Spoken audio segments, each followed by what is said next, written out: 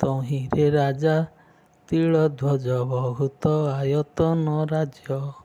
ସମସ୍ତ ଘରେ ଯେ କୁଶଳ ଧର୍ମସ୍ଥାପିଣ ମହୀପାଳ। ଭାରିଜା ମାନେ ପବିତ୍ରତା ନିଯୋଗ ଲୋକ ଯେ ଖଟନ୍ତା। ସଭାରେ ତାର ମିଛ ନାହିଁ ରାଜ୍ୟକୁ ଶତ୍ରୁ ନ ଆସଇ। ପରଜା ପାଳେ ପୁତ୍ର ଜାଣି ଗୁହାରି ତତକାଳେ ଶୁଣି।